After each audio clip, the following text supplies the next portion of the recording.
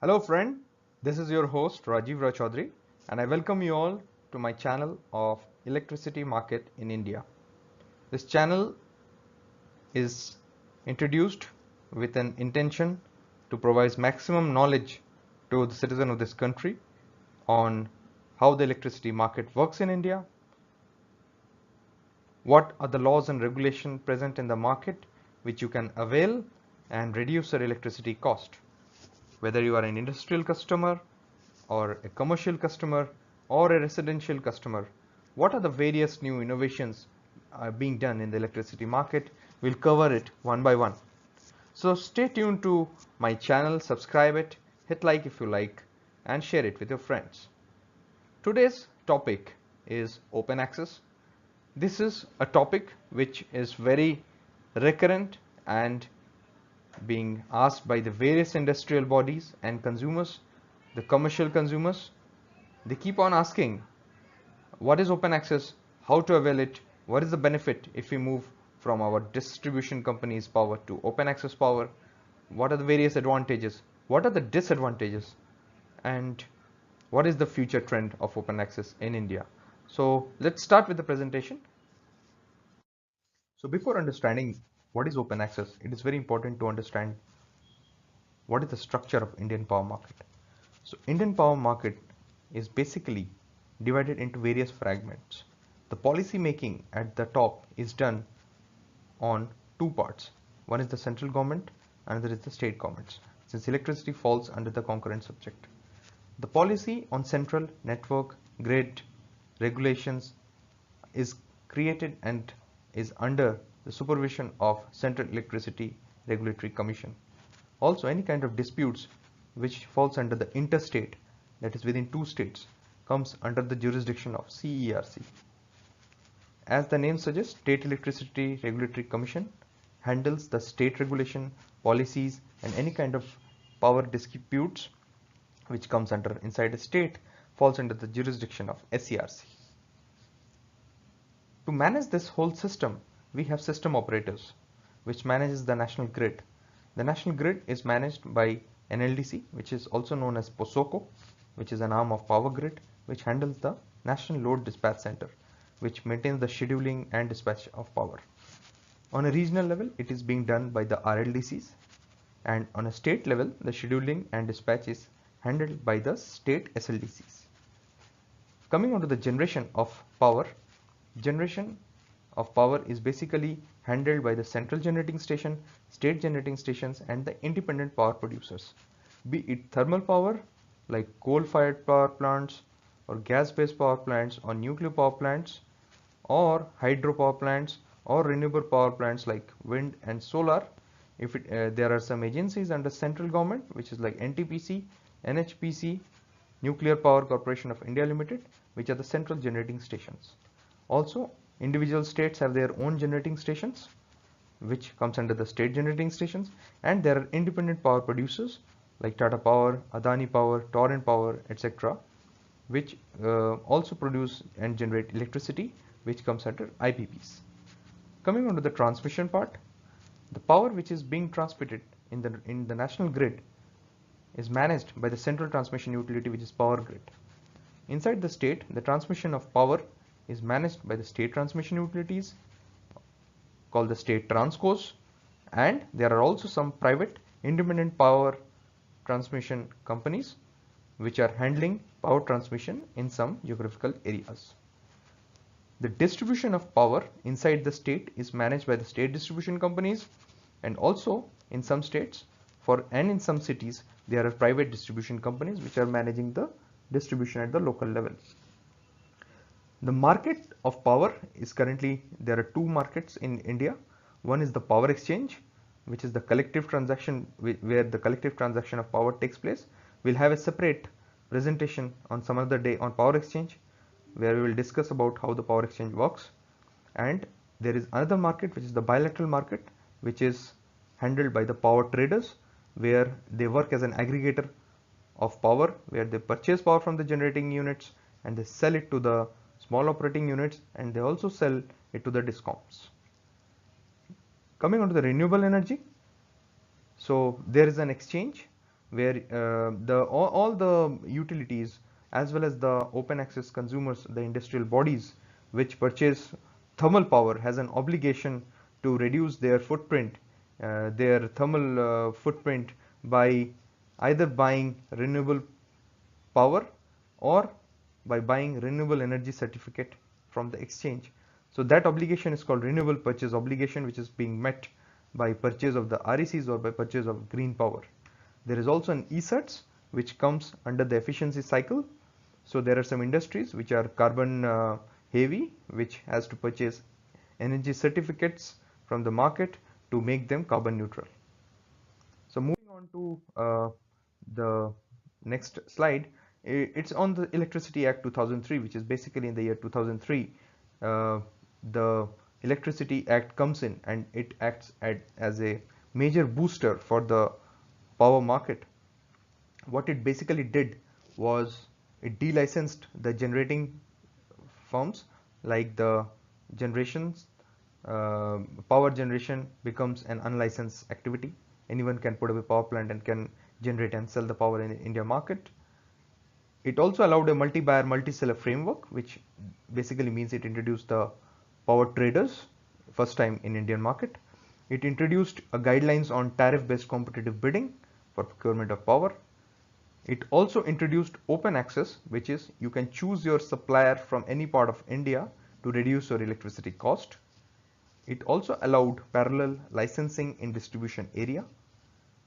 It emphasized on universal service obligation, that is, if your local distribution company is unable to provide you power and is managing the power load of the state by load shedding, it has an obligation to serve you a kind of compensation.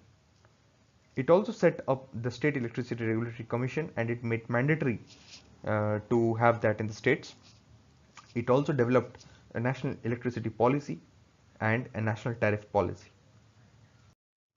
Now moving on to open access in electricity under Electricity Act 2003.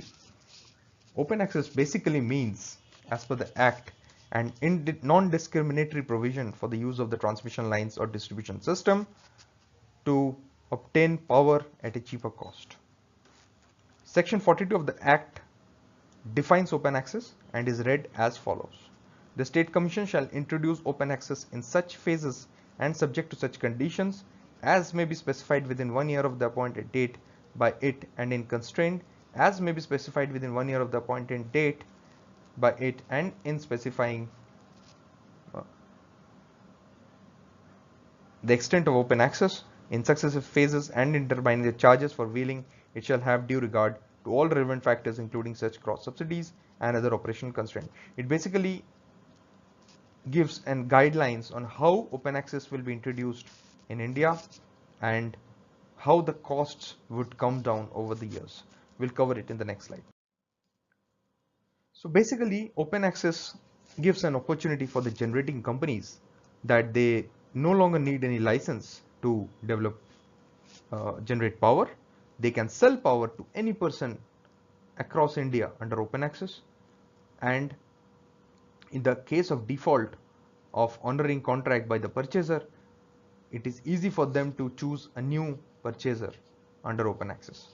From consumer point of view, now under open access they can buy power from anywhere, could explore cheaper sources, especially useful for high demand industries and commercial consumers, and they don't have to rely on their distribution companies for their power. The industrial houses could consolidate the power supply to plants at various locations and build captive power plants to achieve economy of scale. Now there are some prerequisites for getting the open access. So I have mentioned the 5 main things, provisions required for the open access. First is you need to have a special energy meters, which is also called the ABT meters, which are required to be installed for energy accounting. These are special meters which calculates your daily power requirement in 15 minutes time block. So basically there are 96 time blocks in a day. If you divide 24 hours divide by 15 minutes, and each 15 minute your power consumption would be recorded in this.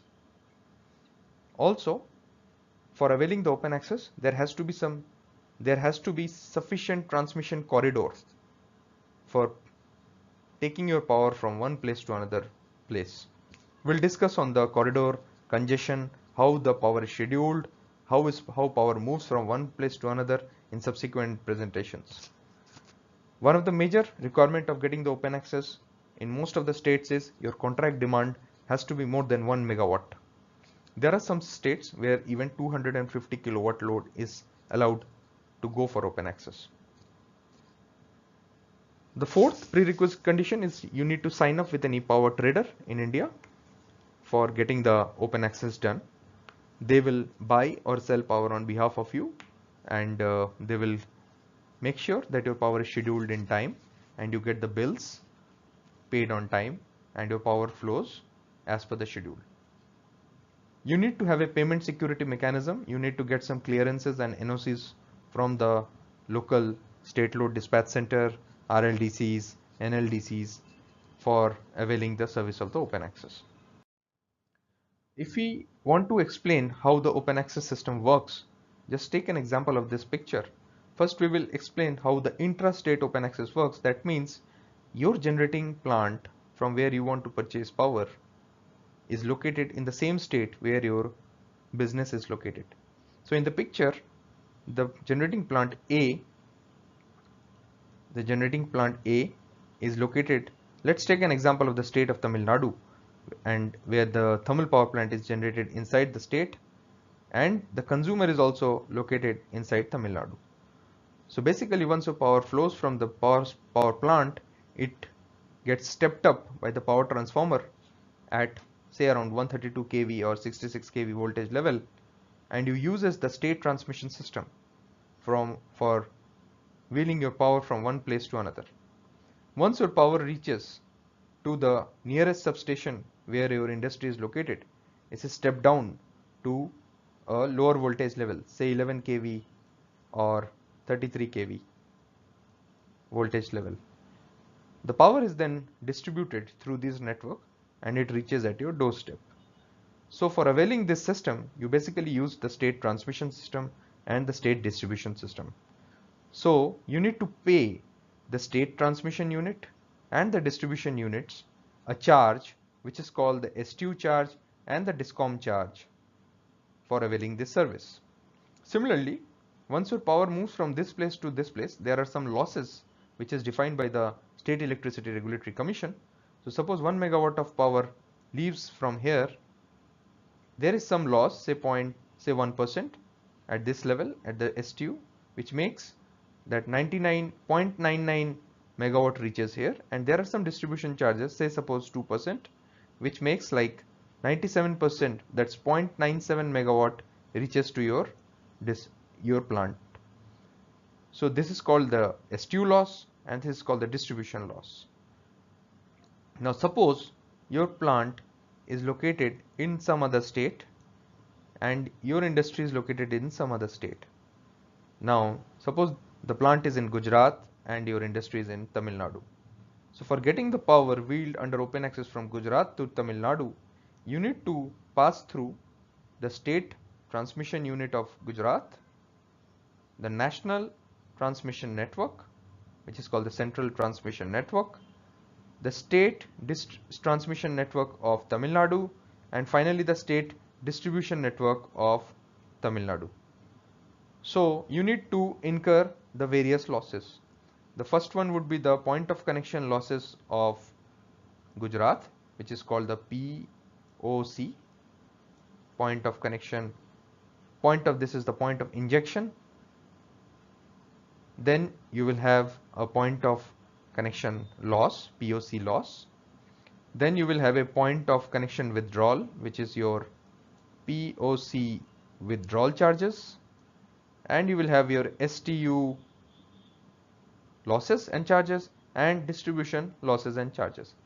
So if you see an example in this landed sheet cost calculator, suppose a 2 rupees 50 paisa unit quoted at the generator plant bus reached to the consumer at a rate of 6 rupees 6 paisa. So your plant is located suppose in Gujarat. So we have taken an example where the open access buyer is in Haryana and the seller is in Odisha. So power is moving from Odisha to Haryana. So these are the various losses which he has to incur, which is the POC injection loss, POC injection charge, POC withdrawal loss, POC withdrawal charge, Haryana state transmission utility loss, Haryana transmission charges, cross subsidy surcharge, additional surcharge, buyer RLDC operating charge, seller RLDC operating charge, Haryana SLDC operating charge, Northern Region Load Dispatch Center application fees, Haryana SLDC application fees, and finally the price of 2 rupees 50 at the plant bus of the generator reaches and becomes a rate of 6 rupees. Now there is an important thing to know here is the CSS, which is called cross subsidy surcharge. Now this rate varies from state to state.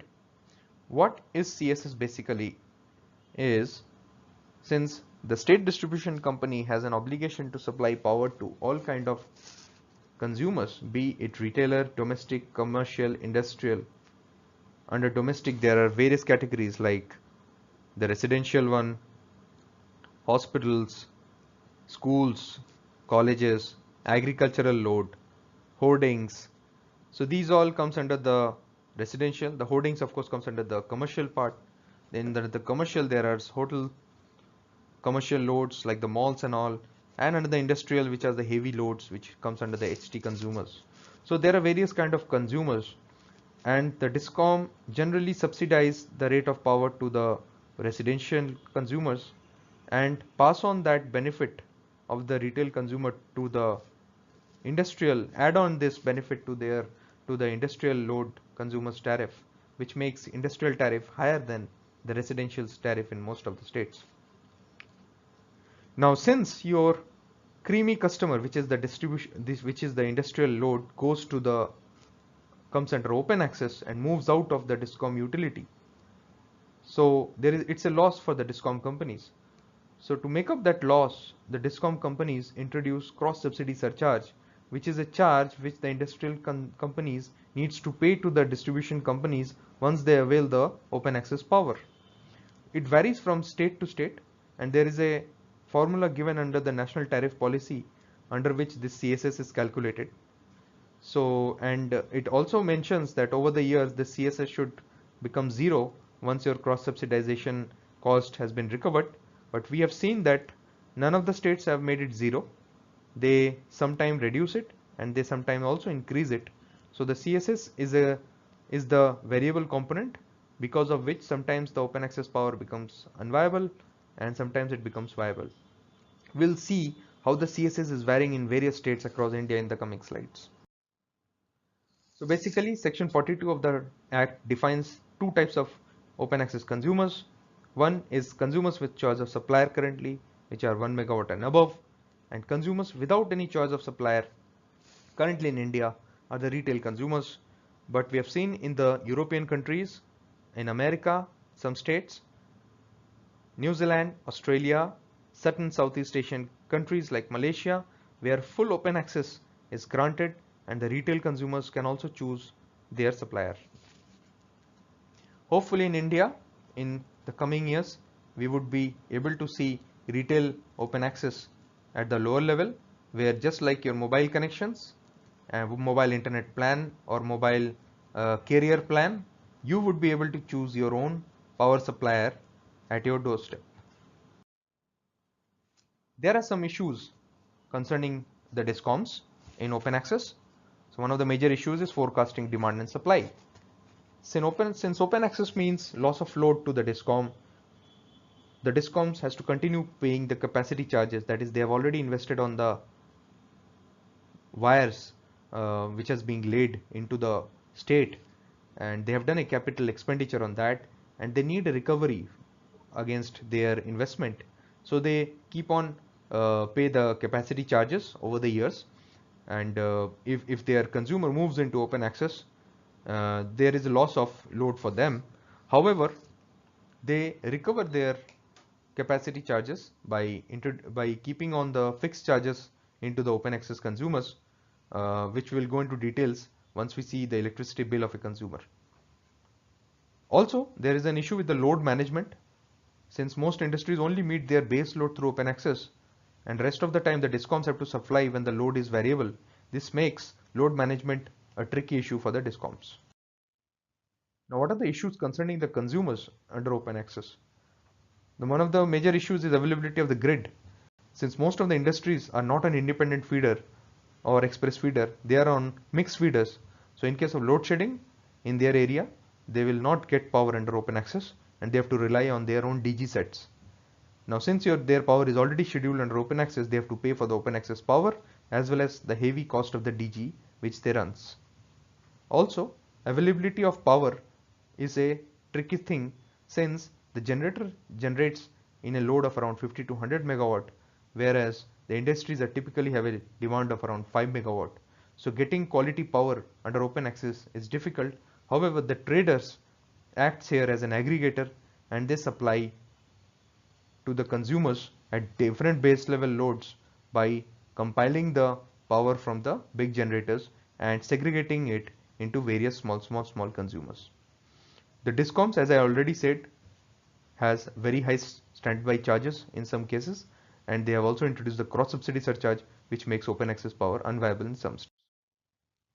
The metering is also a challenge since the putting up the ABT meters in many states is a costly affair and it costs around 10 to 15 lakhs to put it up inside the states.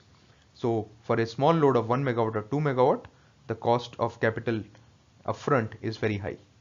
Also, energy accounting is a challenge since you have to reconcile your bills with the SLDCs, which somehow are neither technically equipped nor have trained manpower to carry out its various functions. Also, transmission capacity is a challenge in India because in India, most of the margins in transmission network is being given under the long-term open access. However, under short-term transaction, the margin for open access is very small. In India, under short-term open access, short-term transmission corridor is only around 7% and 93% has been booked under the long-term and medium-term open access. However, in Western countries, around 90% is transactions are on short-term and 10% is on long-term. So we'll go through the open access status and trends across India in the next. If you can see in this map, currently the green color states are the states where full-fledged open access is allowed. That is, you can sell power under open access, you can buy power under open access. The state of Jammu Kashmir only allows selling of power under open access. That is, if you are a generator, you can sell power in open access, but you cannot, if you are an industry in J&K, you cannot buy power under open access. However, in Arunachal Pradesh, you can only purchase power under open access, but you cannot sell under open access. The orange states are the states where neither buying or selling is allowed, which is UP, Jharkhand, Bihar and West Bengal. However, in Uttar Pradesh, intrastate bilateral open access has started and they are also providing NOC for the renewable open access power. If you can see the number of industries registered in the power exchange in India, this is the graph. We can see the most of the industries in Punjab, Haryana, Rajasthan, Gujarat, Maharashtra, Karnataka, Tamil Nadu, Telangana, AP are registered in power exchange. So these are the states where the open access is running at a good rate comparing to the other states. However, recently in Punjab and Haryana, the states discom tariffs have reduced substantially, which makes open access power unviable. So we'll go one by one to the various states. As I said earlier, Jammu Kashmir, the open access is currently not allowed on the buyer side, only seller side is allowed. If you go to Rajasthan, the high cross subsidy surcharge is being imposed, which is around 1 rupee 63 paisa. Plus there is an additional surcharge of 80 paisa, which makes the overall landed cost of open access highly unviable in this state, and currently the number of states availing open access are very less. In Delhi, there are around 15 registered industries in power exchange. Currently, the open access is allowed under private discom only, and the additional surcharge in the months of August to November is very high. It's close to 3 rupees per unit. As such, there is no cross subsidy surcharge applicable in Delhi region. In the state of Haryana, there is a high cross subsidy surcharge of 1 rupees 57 paisa. Plus, since the commission has reduced the fuel surcharge adjustment, so that makes the open access power unviable in the state with respect to the discom tariff, because the discom tariff has come down substantially. In the state of Himachal Pradesh, there are total 17 number of industries being registered in power exchange. There are some challenges, like the initial cost of metering is high. There is also an additional surcharge of 49 paisa. The tariff is very low for industries, which makes open access power unviable. The current cross subsidy surcharge is 38 paisa in Himachal Pradesh. Coming on to Uttar Pradesh, as I said earlier, that intrastate bilateral is allowed till date under open access. Interstate open access has also started recently. Power exchange power is not allowed in UP currently. The cross subsidy surcharge for the year is around 63 paisa. In the state of Uttarakhand, the tariff is low for industries. The wheeling loss charges are applicable on connected at STU network. Intimation schedule is required to be sent by the client on daily basis. There are currently 91 industries which are trading in power exchange. The NOC standing clearance getting from the SLDC is very smooth in the state. Currently, the cross subsidy surcharge is around 49 paisa. In Madhya Pradesh, since past few months, MP SLDC is not giving NOC under open access power exchange. The cross subsidy is very high. It's around 1 rupees 54 paisa, and additional surcharge is 65 paisa, which makes open access power in MP unviable.